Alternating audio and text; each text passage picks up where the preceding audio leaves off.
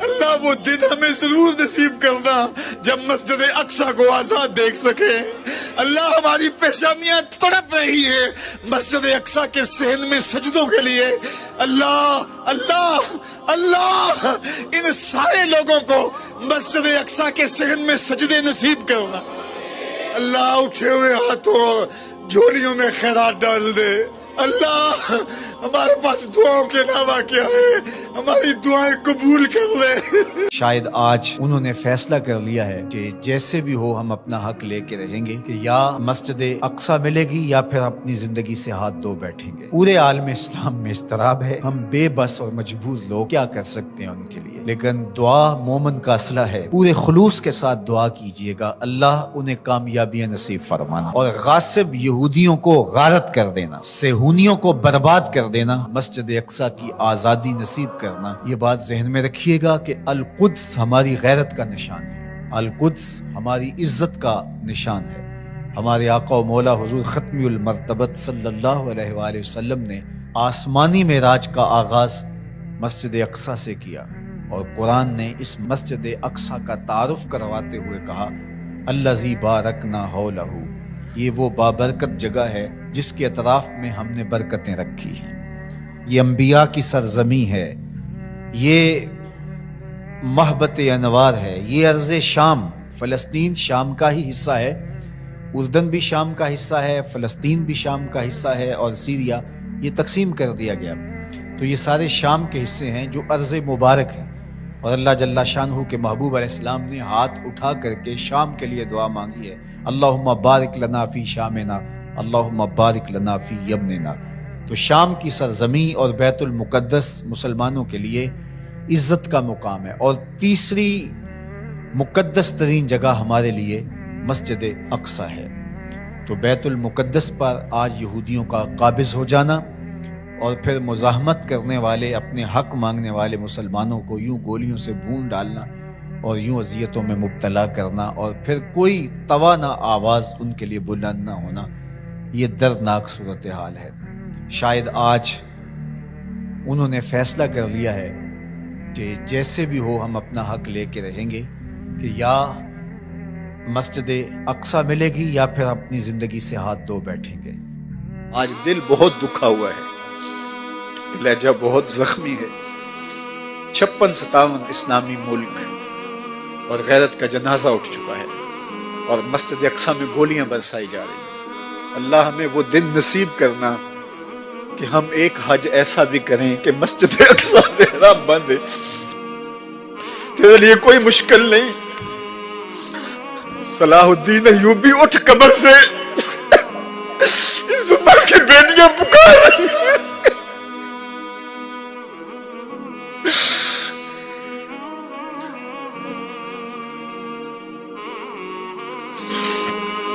نجدین نبی دا وانگ یتیمہ تے گھر گھر تکے کھاوے، کتوں لبا عمر بہادر بندے نوں گا۔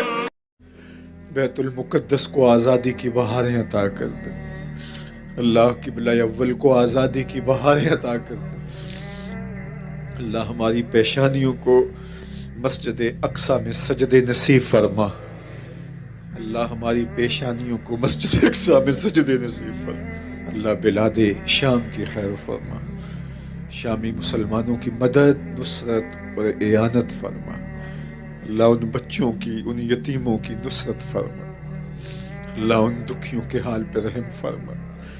اللہ تیرے علاوہ ان کا کوئی نہیں، اپنے کرم سے ان کی مدد فرما۔ اللہ امت کو کھویا ہوا وقار عطا کر دے، اللہ امت کو کھویا ہوا وقار عطا کر دے۔ روہنگیا کے مسلمانوں کی مدد فرما، اللہ بلوچستان میں سیلاب زدہ علاقوں کی خیر فرما۔ اللہ اس لہو امت کی خیر کر دے، زخم امت کی خیر کر دے، بلاد شام کی خیر فرما۔ اللہ مسجد اقصی کو آزادی کی بہاریں عطا کر دے، اللہ یہ پھیلے ہوئے ہاتھ قبول کر دے۔ اللہ وہ خبر بھی ہمارے کان کبھی سن پائیں کہ مسجد اقصی آزادی کی بہاریں دیکھ چکی۔ اللہ مقبوضہ کشمیر کو آزادی کی بہاریں عطا کر دے، وہ وقت نصیب کر دے، وہ لمحے نصیب کر دے کہ اسلام کا جھنڈا سب سے اونچا دیکھیں. اللہ اسلام کو فروغ اور باقپن عطا کر دے. اللہ اللہ کرم فرما دے.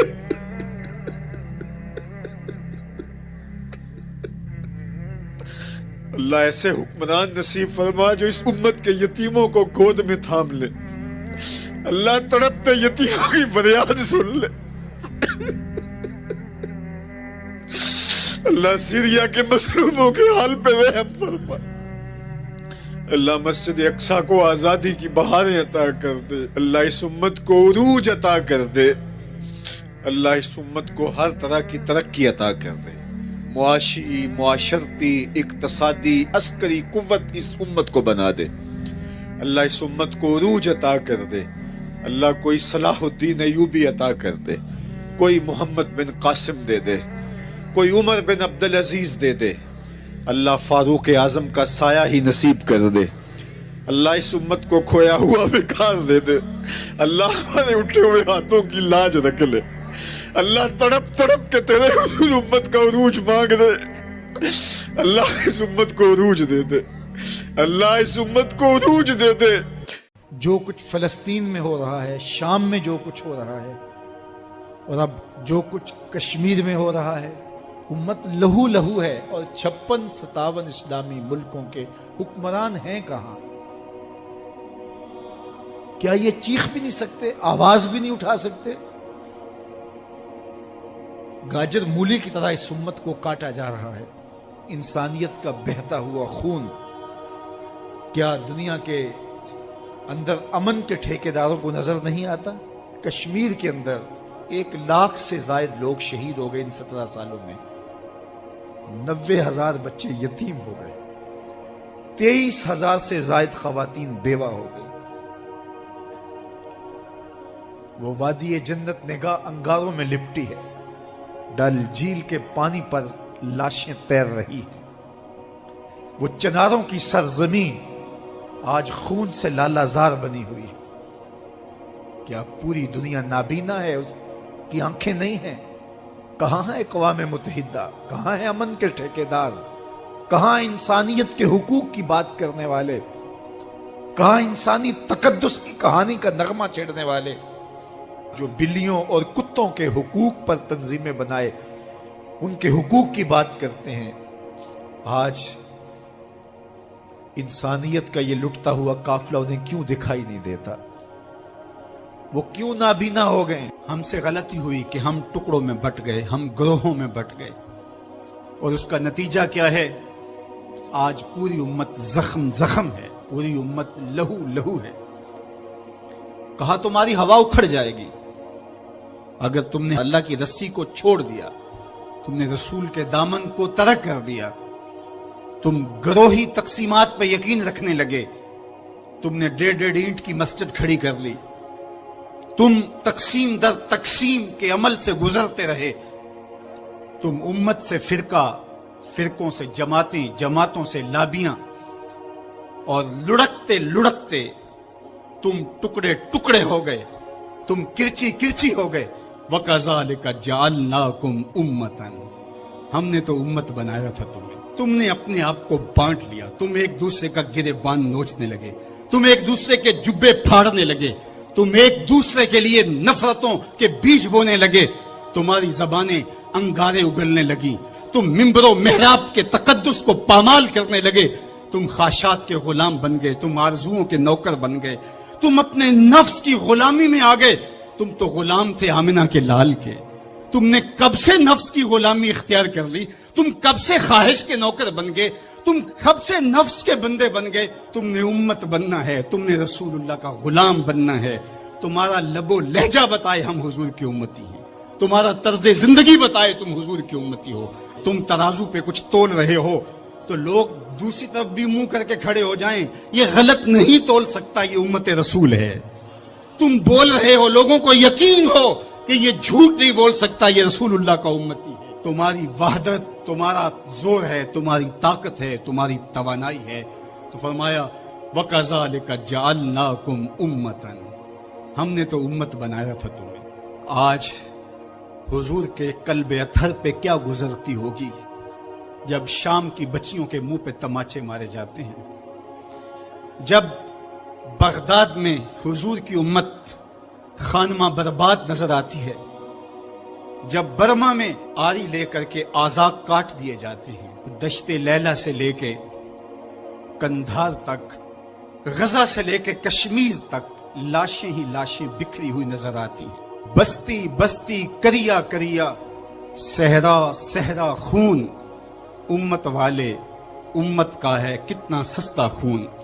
शाम कुदस कश्मीर और बर्मा किस किस का अहवाल कहूं, हर सू जख्मी हर सू लाशें हर सू बहता खून, उम्मत वाले उम्मत का है कितना सस्ता खून। आज उम्मत लहू लहू है। इस पूरी कायनात में 1 इंच भी जगह ऐसी नहीं है जहां आतशो आहन बरसता हो और वो कुफार की सरजमी हो। जहां भी खून बहता है वो बस्ती मुसलमानों की है, जहां लाशें गिरते हैं वो घर मुसलमानों का है, जहां इस्मतें लुटती हैं वो खित्ता मुसलमानों का है। ये हमारे गुनाहों की सजा है जो हम काटने पे मजबूर हैं। और जब तक हम उम्मत नहीं बनते तब तक रुसवाइयां हमारा मुकद्दर होंगी। कुव्वत इश्क से जब दहर में उजाला नहीं होता तो पस्तियों को बुलंदियों से बदलने का करीना आप नहीं सीख सकते। नाम मोहम्मद को थाम करके, उम्मत की वहदत के तसव्वुर को उजागर करके, हुजूर का पाकीज़ा वजूद जो उम्मत की वहदत का जामिन है, उससे बेलौस मोहब्बत का रिश्ता और उल्फत का रब्त जब तक मजबूत नहीं होता तब तक हम इन मुश्किलात से कभी भी नहीं निकल सकते। 1000 फलसफे तराश लें, 1000 मंतकें बघार लें, लेकिन कोई नतीजा नहीं होगा। तुम्हें नतीजा तब ही मिलेगा जब हुजूर के कल्ब अथर को आराम पहुंचाओगे, जब उम्मत बन जाओगे, जब हुजूर अलैहिस्सलाम से वाबस्तगी अपना शियार जिंदगी बना लोगे, तो फिर दहर में उजाला और रोशनी हुजूर अलैहिस्सलाम के नाम के सदके से नसीब होगी और तकदीर का काजी तुम्हारी सजाएं माफ कर देगा और फिर नतीजा तुम्हारे सामने इस सूरत में नमूदार होगा कि तुम बहरो भर के मालिक ठहरोगे और कायनात के अंदर हुजूर के साथ वफा के रिश्ते के नतीजे के अंदर लौह भी तुम्हारे हाथ में होगा, कलम भी तुम्हारा ही मुकद्दर होगा। लेकिन शर्त यह है कि तुम सही माना के अंदर उम्मत बन जाओ। व अंतुमुल आलौना इन कुंतुम मुमिनीन, ये मेरे रब का वादा है और मेरे रब के वादे सच्चे होते हैं। कहा तुम उनके बन के तो देखो, इज्जत का ताज मैं तुम्हारे सर पे रखूंगा। और अफसोस तो ये है कि 56-57 इस्लामी मुल्कों के हुक्मरान बेहिस हो गए, उन्हें कुछ दिखाई नहीं दे रहा। इंसानियत लुट रही है, इंसानियत का जनाजा उठ रहा है। सनाखाने तकदीस मगरिब अब कहाँ हैं? इंसानी हुकूक की बात करने वाले अब कहाँ हैं? ये खून कभी भी रायगा नहीं जाएगा। खून जब बहता है तो जम जाता है और फिर अपने असरात छोड़ता है। तो इसी खून शहीदा से चरागा होगा और इसी से इस उम्मत में बहार आएगी। अल्लाह इस उम्मत को इत्तेहाद दे, इसको इत्तेफाक और यगानगत का नूर दे। जब ये उम्मत मुत्तहिद हो जाएगी तो फिर कोई मैली आंख से भी नहीं देख सकेगा। लेकिन हमारे इफ्तराक ने, हमारे इंशिकाक ने, हमारी बाहमी लड़ाइयाँ ने, हमारी जोग्राफियाई तकसीम ने, हमारी फिरका वाराना लड़ाइयों ने दुश्मन को दलेर कर दिया हुआ है। आज हुक्मरान सिर्फ अपने सतही मफाद के लिए, सिर्फ सतही मफाद के लिए उम्मत का बहता हुआ खून गवारा कर रहे हैं। कितना नाजुक दौर था इस उम्मत पर और हम क्या कर रहे हैं और क्या करने जा रहे हैं। इस्लाम ने सरखुरू होना ही होना है, ये बात ज़हन में रखिए। अगर कोई बुज़दिली दिखाता है तो वो बुज़दिली की मौत मर जाएगा, लेकिन इस्लाम ने गालिब होना है। ये दुख, ये अजियत, ये तकलीफें, ये इस वक्त जो हालत है फ़लस्तीनियों की, दर्दनाक सूरत हाल है। लेकिन इकबाल ने कहा था कि खूने 100,000 अंजम से होती है सहार पैदा। کتنے ستاروں کا خون ہوتا ہے، پھر جا کے سحر کا سپیدہ نمودار ہوتا ہے۔ شہادتیں ہوتی ہیں، اذیتوں سے لوگ گزرتے ہیں، پھر نتیجہ پیدا ہوتا ہے۔ تو یہ نتیجہ انشاءاللہ پیدا ہوگا اور امت کو انشاءاللہ غالب آنا ہے۔ ہمیں اپنے حصے کا کام کرنا ہوگا، ہم نے ان کے ساتھ کھڑے ہونا ہے۔ اس وقت صورتحال یہ ہے کہ پوری دنیا کی اشرافیہ، ایک دو ممالک کے علاوہ، وہ ان کے ساتھ نہیں ہے۔ وہ بیان بازی کی حد تک اپنی عوام کو مطمئن کرنے کے لیے رسمی کارروائیاں کرتی ہے۔ آپ دیکھ لیں پوری دنیا کے اوپر 56-57 اسلامی ممالک جو ہیں، ان کے حکمران، اشرافیہ اور بڑی بڑی فوجیں کہاں کھڑی ہیں۔ سفارتی سطح پہ خلوص کے ساتھ کوشش کی جائے، اور اگر لگتا ہے کہ یہ کوششیں برآور نہیں ہوں گی تو ہمارے پاس یہ راستہ موجود ہے جہاد کا۔ جب آپ کے پاس طاقت ہوگی، توانائی ہوگی، تو پھر آپ کی سفارتی بات بھی مانی جائے گی۔ رشی کے فاقوں سے ٹوٹا نہ برہمن کا طلسم، عصا نہ ہو تو کلیمی حکار بے بنیاد۔ حضرت موسیٰ اگر کلیم اللہ تھے، ایک ان کا وصف تھا، لیکن دوسرے ہاتھ میں عصا بھی تھا۔ جہاد کا آپشن موجود ہے آپ کے پاس، اور انہیں پتا ہو اگر ان کی بات سفارتی سطح پہ نہیں مانی گئی تو یہ راستہ ان کا کھلا ہوا ہے اور اس سے گریز نہیں کریں گے، تو پھر آپ کی بات سفارتی سطح پہ مان لی جائے گی۔ لیکن انہیں پتا ہے کہ یہ چیخ چلا کے رو کے جو ہے وہ پھر خاموش ہو جائیں گے، تو وہ آپ کی اشک شوئی بھی نہیں کریں گے۔ محض ایک رسم کے طور پہ کاروائیاں ہوں گی اور بات ختم ہو جائے گی۔ سلامتی کونسل اقوام متحدہ ہمیں کیا دے گی؟ وہ تو استعمار کی باندھی ہے، ہمارے لیے وہ کچھ نہیں کر سکتے۔ امت کو اپنا پلیٹ فارم فراہم کرنا ہوگا، اور امت کو اپنے مسائل حل کرنے کے لیے ہمارے پیغمبر نے جو راستہ جہاد کا دیا ہے اسی راستے پہ چلنا ہوگا۔ پھر دیکھنا کہ کس طرح کفر دم دبا کے بھاگتا گھٹنوں کے وال آتا ہے۔ مسلمان کا مقابلہ نہیں ہو سکتا اگر وہ غیرت پہ آ جائے تو۔ دوسرا، اس وقت وہاں بیچارے لوگ سسک رہے ہیں، ان کے پاس دوائیں موجود نہیں ہیں، اور ان کے پاس غذائی قلت ہے، مکان ان کے ختم ہو گئے۔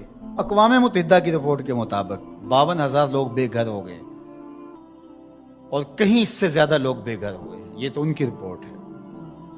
تو اس لیے اللہ نے ہمیں آسودہ زندگی دی ہے، تو ہم آدھی روٹی کھا لیں اور آدھی روٹی ان اپنے مسلمان بھائیوں کے لیے بھیجنے کی کوشش کریں۔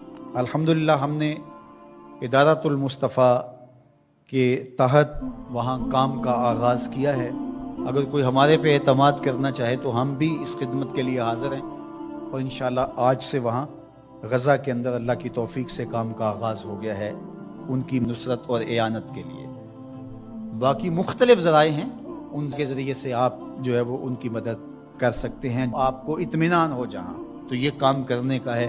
اس وقت سوشل میڈیا اور دیگر جو ابلاغ کے ذرائع ہیں وہ بہرحال اس دور کے اندر مؤثر ہیں، اور ان کے ظلم کو، جبر کو بے نقاب کرنے کے لیے یہ ایک اچھا ذریعہ ہے۔ اور اس مرتبہ پہلی بار ایسا ہوا ہے کہ پوری دنیا کے اوپر ان کے جور و ظلم سامنے آئے ہیں۔ پہلے ان کا اپنا میڈیا تھا، میڈیا پہ قبضہ ہوتا تھا اور کچھ باہر نہیں نکلنے پاتا تھا، لیکن اس مرتبہ کیسے کیسے مناظر جو ہے وہ آپ کو دیکھنے کو مل رہے ہیں، اور لوگوں کا جذبہ اور جوش و خروش آپ کو دیکھنے کو مل رہا ہے۔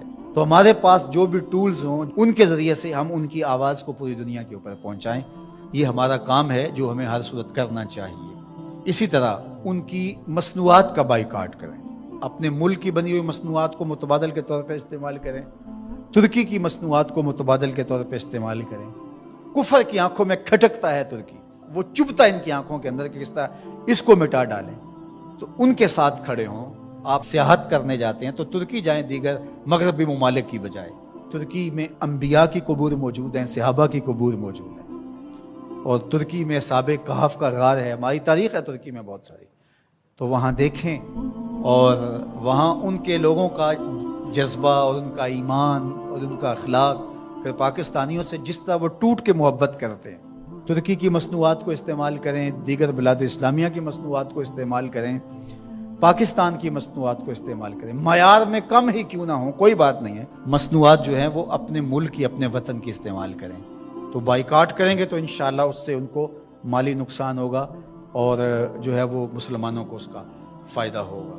اسی طرح جو ہے وہ ان کی اخلاقی مدد کریں، جو صحافی ہیں وہ ان کے لیے لکھیں، جو بولنے والے ہیں علماء وہ تقریروں میں، تحریروں میں، گفتگو میں لوگوں کو اویئرنیس دیں. اتحاد امت کے ذریعے سے ہم ان کی مدد کر سکتے ہیں. امت اگر متحد ہو جائے، جغرافیائی تقسیمیں، لسانی عصبیتیں اور باہمی ہماری ذاتی رنجشیں اور نفرتیں جو ایک دوسرے کے خلاف کھڑی ہو جاتی ہیں اور جس سے امت کا اتحاد پارا پارا ہو جاتا ہے، یہ بدبختی ہوتی ہے. تو ان ساری تقسیمات کو رد کر کے حضور کے نام پر، قدس کے نام پر، قرآن کے نام پر، توحید کے نام پہ ہم جمع ہو جائیں. الکفر ملت واحدہ، سارا کفر ایک ملت ہے، تو مسلمان کیوں جمع نہیں ہو سکتے ہیں؟ حضور کے نام پہ سب جمع ہو جائیں. امت کی وحدت اس بات کا پیغام ہے کہ دشمن کے چھکے چھوٹ جائیں. میں اپنے ساتھ جڑے ہوئے تمام لوگوں کو کہتا ہوں، اپنی اولادوں کو بہت اچھا پڑھائیں، ان کی دینی تربیت آخری حد تک کریں، اور ان کی جو دنیاوی تعلیم ہے اس کو بھی بہتر سے بہترین انداز میں آگے لے کے جائیں. وہ ہر شعبے کے اندر آگے بڑھ کے شعبے کے اہم منصب تک پہنچیں، اور ان کے اندر جو راسخ مسلمان ہے وہ مضبوط تر ہو. وہ آپ کی آغوش سے گزرا ہے، وہ وہاں جا کر کے بھی جو ہے وہ پکا سچا مسلمان ہو. سب لوگ اس طرح جب آگے جائیں گے تو پھر نتیجہ آپ کے سامنے ہوگا. لیکن اگر ہم یہ نہیں کریں گے تو پھر ہم سوائے چیخنے چلانے کے، صدائے احتجاج بلند کرنے کے اور کچھ نہیں کر پائیں گے. تو بہرحال غالب تو آنا ہی آنا ہے اسلام نے، وہ پھر ہم نہیں ہوں گے، پھر اللہ تعالیٰ کسی اور کو منتخب کر لے گا ہماری جگہ پہ. اگر ہم چاہتے ہیں کہ ہم اور ہماری نسلیں اسلام کی نشأت کے کام آئیں، اسلام کی نہضت کے کام آئیں، تو اس کام کے لیے ہم اپنی نسلوں کو، اپنی اولادوں کو، اپنے رجال کار کو تیار کریں، تاکہ پھر ان جگہ پہ کھڑے ہو کر کے دین کی نصرت اور اعانت کے فریضے کو سر انجام دیں.